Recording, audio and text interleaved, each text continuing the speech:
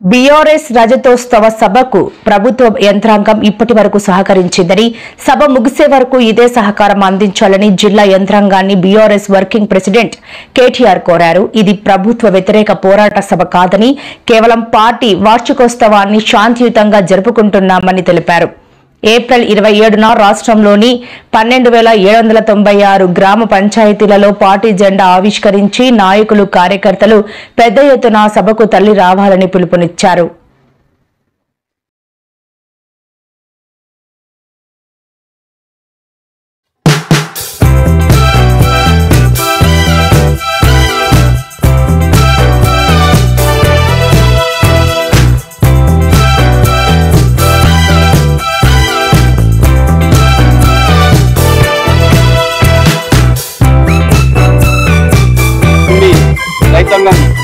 ఎడ్ల బండ్లతోని ప్రారంభమైంది.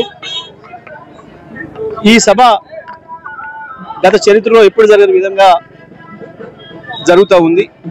వాస్తవానికి ఇది బీఆర్ఎస్ పార్టీ రజతోత్సవ సభగా జరుపుకోవాలని చెప్పి పార్టీ నిర్ణయం తీసుకుంది. 24 సంవత్సరాలు పూర్తి చేసుకొని 25వ సంవత్సరాలకు అడుగుతున్న సందర్భంలో సభ చేసుకోవాలని చెప్పి కేసీఆర్ గారు భావించి సభను పెట్టుకోవడం జరిగింది. కానీ ఇవాళ రాష్ట్ర ప్రజలు మాత్రం మేము పొరపాట్ల కాంగ్రెస్ పార్టీకి ఓట్లేసి తప్పు చేసినాం, ఇవాళ నీడలున్న వాళ్ళపై మేము ఎండలపడ్డాం, మేము నాశనం అయిపోతున్నాం, అన్ని రంగాలు నాశనం అయిపోతున్నాయని చెప్పి ప్రజలు ఈ ప్రభుత్వం పైన, కాంగ్రెస్ పార్టీ పైన కోపంతో ఉన్నారు.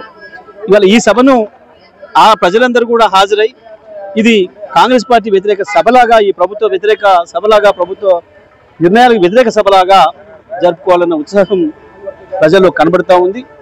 ఈ వర్గం ఆ వర్గం అని కాకుండా అన్ని వర్గాల ప్రజలు, ప్రత్యేకించి రైతాంగం